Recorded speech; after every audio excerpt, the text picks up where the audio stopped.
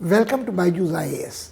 We are back, and what a wonderful package we have wrapped up for you this week. It is not very often that one witnesses an end of an era in international relations. And this is what we have been privileged to do in recent past, when the power was handed over by Raúl Castro to his successor, Miguel Díaz-Canel. And it is for the first time that a non-Castro would be at the helm of the Cuban affairs ever since the revolution took place there. And what a significant event Cuban Revolution was.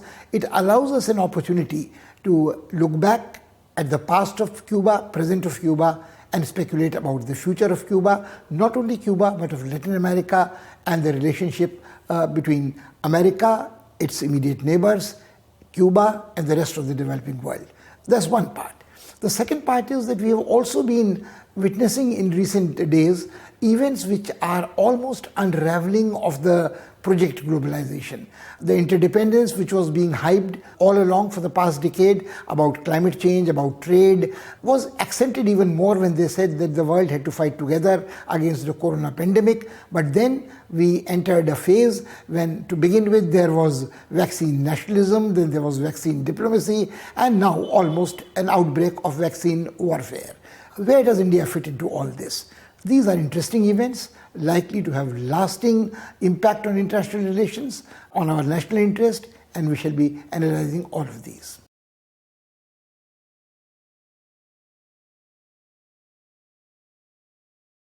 Cuba is a most interesting case in international relations. It is a little more than 60 years when a band of young, idealistic revolutionaries inspired by Marxist ideology descended from the mountains to oust the dictator Batista in Havana, the capital of Cuba, and ended his tyrannical rule, which of course had been supported by the next door neighbor, the USA. The USA had always treated Cuba as a colony, undeclared colony. It is the classic case of a banana republic. The American company, the United Fruit Company, owned practically all the fruit producing areas, sugarcane producing areas in the country. Country nominally independent, was totally dependent on Americans. Americans treated it as a pleasure ground. It was commemorated by big game hunters, fishermen who came like Ernest Hemingway, who treated the place as their own. But the Cubans, the plight of the common Cuban people was terrible. They were exploited not only by the Americans, but by their rulers who had nothing to do with them. The elite did not care about the masses. Now, this band of youngsters who brought about this revolution in Cuba were remarkable for another reason. They were doctors, lawyers, journalists, and they were young. It was an international band of revolutionaries. There was the person called Ernesto Che Guevara, an Argentinian doctor and a physician who was part of this group, who has become since then a mythic, larger-than-life figure, a very charismatic revolutionary who continues to inspire people, idealistic people, challenging the status quo even today. The other interesting thing about this band was that they were following a revolutionary tactics or a strategy which was not like the Marxist-Leninist one in Soviet Union. It was not like the Maoist one, nor was it coup d'etat like the one was effected by the party acting in the place of the workers, nor was it a peasants' guerrilla warfare which the Mao had adopted. This was a strategy of having focus, a small citadels where they could consolidate their power and then launch attacks on the army forces of Batista. The morale of the army was broken very soon. Batista had to leave and go away, and thus began an era of revolutionary Cuba. Now, the most interesting thing about Cuba was that Cuba was very tiny in size as compared to the United States of America, the next door neighbor, supporter of Batista. So it was a struggle cast in the classic image of tiny David fighting a giant Goliath. Now, the Americans tried their best to oust and end the rule of Fidel Castro and his revolutionary comrades. There was the infamous Bay of Pigs incident when the CIA tried to assassinate and overthrow after assassination Fidel Castro's regime. They could not succeed. It was a dismal failure. It was one of the black marks on John Kennedy's presidency early in the years. But much worse was to follow. The Soviets gave their support to the hilt to Cuba and even placed their nuclear missiles there, and this brought about one of the most explosive crises of the Cold War. It was the Cuban Missile Crisis of 1962. This coincided with the Sino-Indian-Chinese War, and it distracted, some people say, the attention of Soviet Union from the Sino-Indian border clashes. The Chinese always thought that the Soviets should have come with more clear-cut support for them during this conflict. But whatever may be the case, this crisis also brought out the dangers of a nuclear holocaust, and a hotline was established after this. In this case, Nikita Khrushchev blinked first, and he decided to withdraw his nuclear missiles from Cuba, and the US ended the blockade, which was an act of war against Cuba. In international law, a naval blockade is an act of war. But the interesting part is this, that neither did Fidel Castro resist pushing back the Americans everywhere, nor did the Soviets stop giving aid to Cuba. And the Americans decided to wait for better time.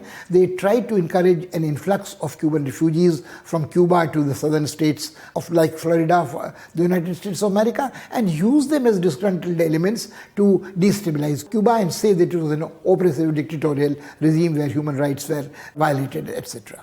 The fourth interesting thing was the Cubans actively participated in struggles against oppressive regimes everywhere. Not only anti-colonialism, anti-imperialism, they sent their troops to Mozambique, they sent their troops to Angola, and they very actively supported whoever could accept them as an aid giver. They were not in a position to give aid, but they were in a position to train guerrillas, they were in a position to inspire them with a Marxist ideology, and at one time it seemed that they would export a revolution from Cuba to all of Latin America and destabilize American position, American dominance there. Fidel Castro had offered a ministry to Ernesto Che Guevara. Che Guevara refused that, went out to fight wars elsewhere. He died fighting the wars before he was 60. He was assassinated. But the fact remains that Cuba remained a thorn in the flesh of the United States of America. There were successes galore registered by Cuba. Even after 6 decades, the Cubans who have been born much after Fidel Castro was a young man, remember what Cuba was before he came. There was free education, there was free health care, there was jobs for everybody, there was social security, and nobody in the first few decades after the revolution cared very much about freedom of expression or about one-party rule. And one cannot deny that Fidel Castro was an extremely charismatic personality, very different from Ernesto Che Guevara. He was given to long hours of speeches, 8, 9, 10-hour long speeches to his people. He could party late into the night. He was a cigar-smoking, hard-drinking man who was larger than life. And people loved him. Now, interestingly, the plus-minuses of Cuba more than balance in favor of Castro's regime. He asserted the independence of a small nation determined to work for the interests of the people and take on much larger imperialistic power. True, country was supported by the rival of the imperialist power, the leader of the socialist bloc, Soviet Union then, and later on Russia. Economic assistance was one thing. You cannot deny that under Castro, Cuba made genuine progress in terms of scientific research, and even today, when Cuba says that it is researching a vaccine of its own to fight COVID, people take it seriously because it has the capacities to do so. But with passage of time, much has changed. What has happened is the person who's been nominated, the successor to Raúl Castro retired at the age of almost 90, and his brother had died after transferring power to his brother 2 years before at the age of 90. So there, the longevity of the Castro family is provided stability to Cuba, provided national unity to Cuba, but the fact remains a majority of the population of Cuba today belong to a younger generation who have no memories of the revolution, who have no memories of pre-revolutionary Cuba, who have no memories, relevant memories of post-revolutionary Cuba for the next 2 decades after the revolution. They are hankering for other things. They are hankering for freedom of expression. They are looking for LGBTQ rights. They want to have some consumer goods which they have been exposed to through television, through social media, through, digital media is all pervasive. So the whole world is one family in a very strange sense of the word. Any happening anywhere else in the world cannot be kept a secret, even if the government tries to control all media. Now, There are issues of human rights there, but more important than anything else, there are the aspirations of the youth, which are very different from the people who were hardcore loyal supporters of the Castros. Now, the interesting thing is the successor, Miguel Canel, is a 60-year-old man. He is no spring chicken himself, but he was born after the revolution had been successfully accomplished. He has played a very good role. He is a technocrat. He has served as the Minister of Higher Education. He has served Vice President, as a President in waiting. But when he was appointed, the first Secretary of the Communist Party, Raul Castro, was making it very clear that the person whom he had groomed as his successor would take over.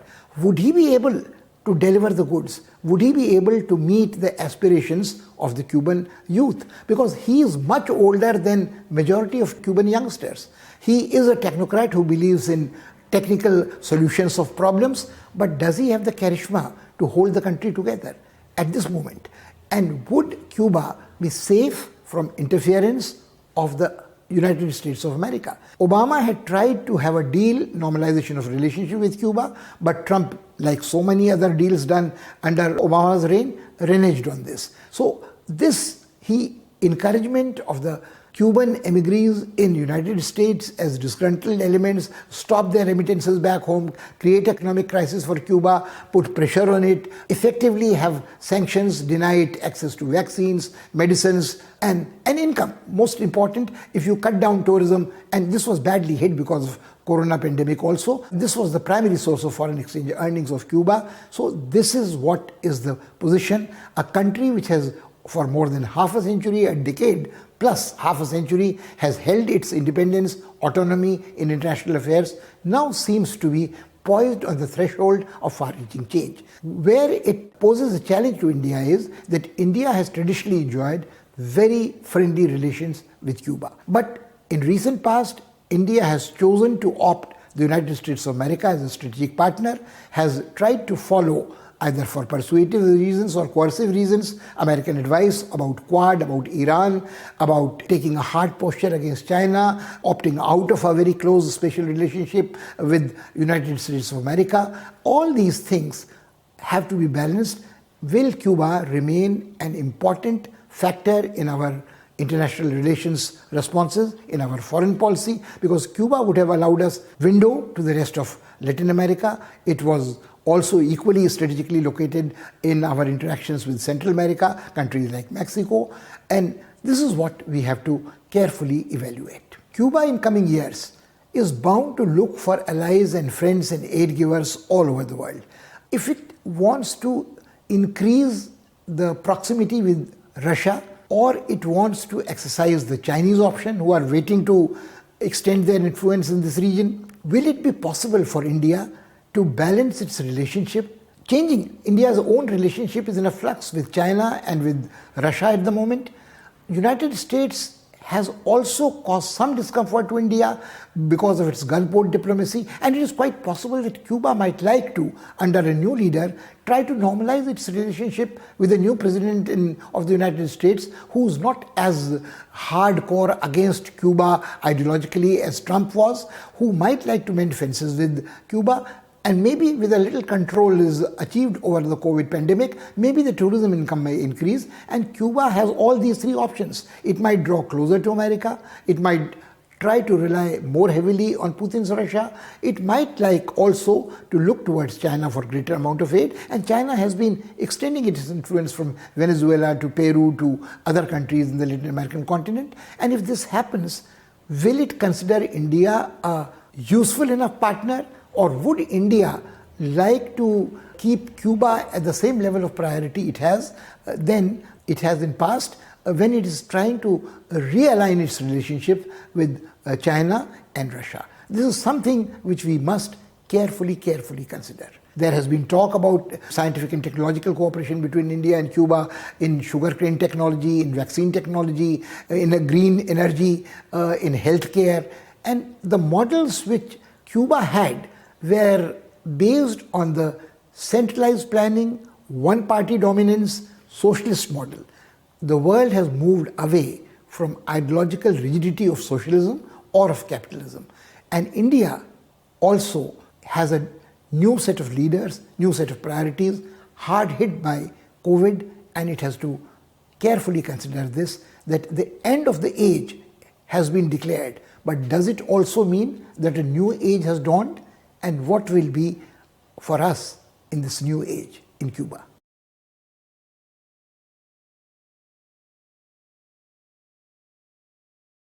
For the past 2 years almost now, the world has been grappling with the coronavirus pandemic. And this is a pandemic of an unprecedented scale, wreaking havoc. Millions of people have been infected and hundreds of thousands of people died in various countries. America has a toll which is almost 500,000 people dead. India is coming close to it. Brazil has suffered very badly. Developed countries in Europe have suffered. And there was hope expressed at one time that the whole world will have to come together to cope with this crisis. But unfortunately, what we are witnessing in recent past is that the whole project of globalization seems to be unraveling because of the coronavirus. First, we saw the vaccine nationalism. Every country was very keen to tell the rest of the world that it was technologically advanced, it had the capacity to produce a vaccine, it could help out the other countries which were suffering more than that. The Chinese, who were accused of spreading the coronavirus infection through their lack of alertness, their pressure on WHO, were the first to say that they were working on a vaccine, they would soon come out with one. They ultimately came out with a vaccine called Sinovac. But the country which came out with the vaccine first and claimed that it had been successfully tried was the Sputnik V vaccine in Russia. Putin dramatically took an injection himself of this vaccine, allowed the vaccine to be injected to his daughter, and made an offer that this vaccine, which was very effective, would be made available to the rest of the world. The Americans claimed that they had developed two vaccines which are very effective, far more effective than the Russian vaccine. There was the Moderna vaccine, there was the Pfizer vaccine. Both of them claimed efficacy of 95 to 99%. But the problem with these vaccines was that they had to be stored at ultra low temperature, which was impossible for transport of these vaccines to keep them effective. And it was impossible beyond the reach of the poorer countries to have a supply chain and to use them. They were also very expensive. Then Indians were not far behind. The Indian Prime Minister assured the rest of the world that India had the largest capacity for vaccine production in the world. The Serum Institute of India in Pune was producing a large number of vaccines in units of hundreds of thousands, and it was quite capable of producing the vaccine for corona.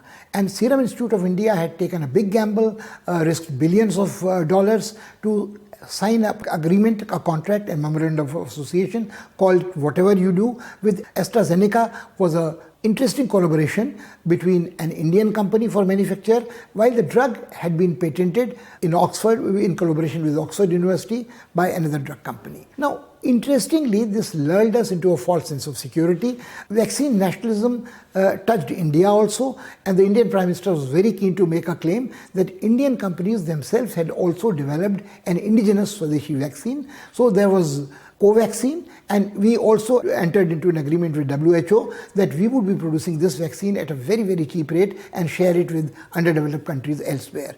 The interesting part of this is that very soon the claims of different vaccines became suspect. The Indian vaccine was criticized for not having undergone clinical trials, not having been peer-reviewed, and it was ultimately given an emergency drug trial kind of a license, which was criticized by even Indian scientists. They said that we were using clinical trials as emergency use of a drug, which was not quite fair, but at that moment the pandemic was so acute that anything was acceptable. Very soon, what transpired was that this vaccine nationalism was changed into vaccine diplomacy. So each country which had capacity to manufacture vaccine or to export these vaccines came out with an offer that it could use it as an element of soft power. So the Americans, of course, were worried about their vaccine. They said America first. The vaccines would have to stay in America. They were much too expensive vaccines. They were difficult vaccines to store. But the vaccines claimed by Indians to be produced in India were affordable, which were reasonably effective, which were accessible, and Indians made claims that hundreds of thousands of units would be given to next door neighbors, Nepal, Bangladesh, Sri Lanka, Maldives, countries in Africa, some countries in Middle East, and it was criticized. Some people said that very soon a stage would come that India may not have enough vaccines to inoculate its own people, because India is, after all, the second largest nation, in the most populous nation in the world, and if it doesn't have capacity of surplus production, this might create problems. But in the first flush of excitement, nobody was bothered. This diplomacy also was loudly articulated. People said that we would be collaborating with each other in matters of health, in matters of public community health containing the disease, and there would be a cooperation between different nations, and patents would not be very strictly enforced, and pharma companies would not look for super profits. Adar Poonawalla of Serum Institute of India himself said that they would have a small margin, but they would provide the drug to the government at a very, very low subsidized rate, and they would try to make good on their investment by selling it at a higher price in foreign countries. But very soon this optimistic phase of vaccine diplomacy yielded way to what can only be termed the ultra-nationalistic, chauvinistic vaccine warfare. The problems started with when AstraZeneca had to concede that it could not deliver the promised doses of vaccine to its European Union clients, and the European Union very categorically said that if it could not do so, they would not allow the AstraZeneca vaccine produced in European factories to move out from European Union. It would be restrict their export to any other country, including the United Kingdom or any other country. There also were problems with other vaccines. Some vaccines tried to defame the other vaccine by saying that it was causing reactions, it was not effective, it was causing blood clots, but those are other things. Whether these were conspiracies hatched by large pharma companies to defame their rivals, keep them out of the market, is another issue. But what is more important is AstraZeneca suddenly realized repeated surges, the renewed surges of COVID virus were requiring the volume of vaccine which it was not being in a position to produce. There were some unfortunate incidents of fire in the factory in Pune, but more important, India had to eat the humble pie and realize that India's capacity on its own to produce this vaccine was limited. AstraZeneca produced in India by Serum Institute Serum Institute was contract bound to supply certain amount of doses to its foreign clients who had invested in its drug production. Adar Poonawalla asked the government of India to give him 3,000 crore rupees to upgrade and upscale his production facilities, which took too long for the government to decide. It was busy elsewhere, other preoccupations from the Kumbh festival to state elections, and there was avoidable delay caused in this. Also, India was made to realize in a humiliating manner that its capacity to manufacture vaccines depended on import of advanced pharmaceuticals from China. It was impossible to get it from China at the moment, but also from Germany and France, and even from the United States of America, things like plastic vials, like stainless steel containers, like nanoparticles, like nanomolecules, which were absolutely essential to culture the virus, inactivated virus. And there was, of course, the issue of if enough vaccines were not being produced. So first of all, there was a strategy of vaccinating only people after over 60 years of age, suffering from comorbidities, frontline corona warriors, people in the armed forces, paramilitary forces, providing essential services. But when it became that, look, one shot was not enough, these vaccines required 2 shots, one on day one after 6 to 8 weeks, then suddenly it dawned on decision makers, not only in India but elsewhere, that they required many more doses than they had anticipated. Many people had thought that vaccines were like a silver bullet. They would stop corona spread of infections almost immediately.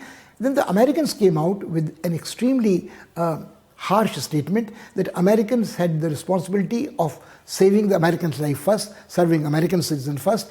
That is another question, that all Americans have not been treated alike in matters of vaccination. There is a great rich-poor divide, great white and colored people divide, but that is another point. America at the moment is hoarding more than the vaccines it requires for effectively inoculating all of its population, but is reluctant to share it with the rest of the world. This is particularly humiliating for India once again, because India, in a recent high-level talk with America, was assured that America will collaborate with India in matters in the realm of health. But when it came to cooperating about vaccine, the Americans have very bluntly refused to do so and said that, look, like each nation, America has to look, primary responsibility is towards its own citizen. It makes India sit up and realize that A, how valid were the claims of self-reliance in vaccine manufacture, how transparent has been its dealings with Serum Institute of India or the private companies producing the Swadeshi vaccines.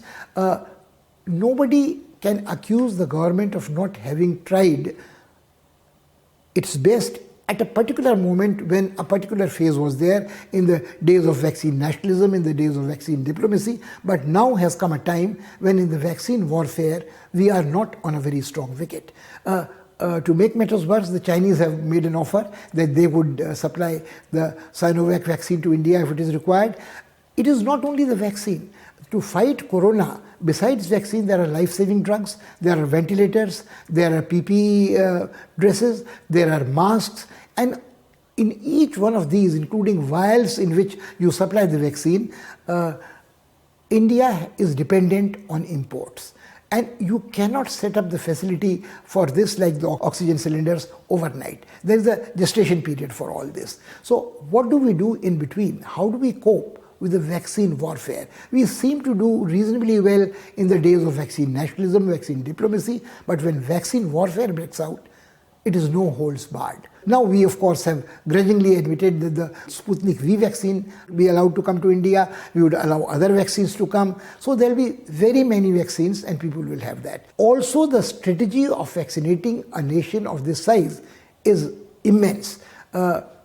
The government of India has successfully in the past carried out vaccination programs for polio, for other contiguous diseases. Smallpox was eradicated through vaccination. But this is a very, very urgent crisis. It doesn't give us that much time. And we have to have vaccines with us. We have to have the infrastructure in place. And when the health system is crumbling under the pressure of acutely sick patients putting a burden on hospitals, vaccination also seems to take a second place.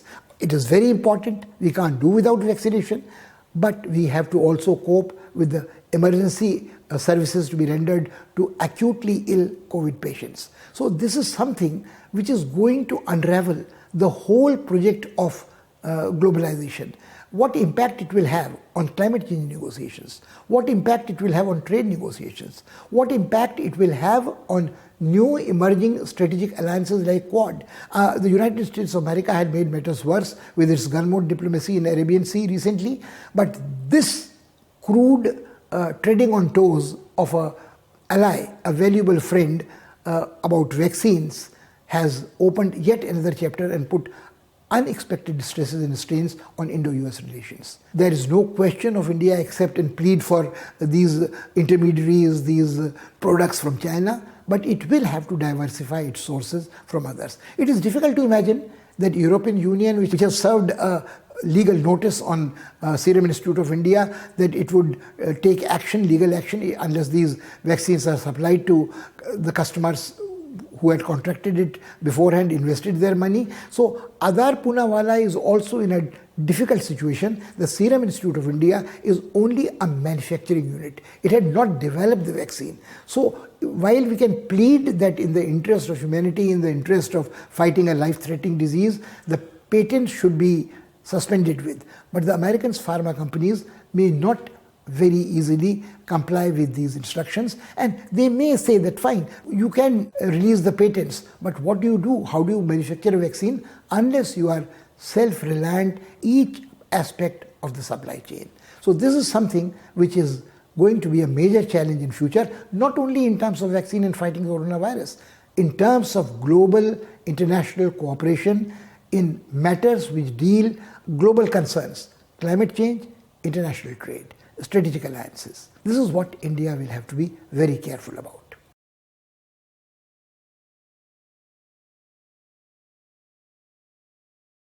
That is all we have for you this week. What a roller coaster ride it has been. We have witnessed the end of an era, and we still don't know whether a new era has dawned in Cuba and what the dawning of new era would mean for the rest of the world. Does it mean an end of an age for the rest of the world in international arena? No.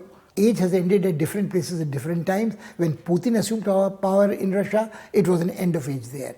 Did a new era dawn there? One could not be very confident about saying that. When Trump was elected, it was unsettling for international relations. But has the ouster of Trump from White House meant end of an era, dawn of a new age? Much too early to say. All we can say with some confidence is that in China, era that dawned with Xi is likely to be there for some time, and that may be soon given a term of a new era in China. But does it make a new era, a new landmark for the rest of the world? We'll have to keep that in mind. The other tumultuous developments about the vaccines, about coronavirus, are likely to have a much greater impact on international relations than is apparent. The pandemic will pass, as all plagues and pestilence ultimately do, but the wreckage it will leave behind in terms of social contracts which had been negotiated very carefully in trade, in climate change, in strategic alliances, in reducing tensions among old adversaries, in terms of nuclear weaponry being contained, all are going to be faced with a big question mark, and India will have to tread very, very carefully in this minefield. Ponder over this till we meet again next week. Thank you.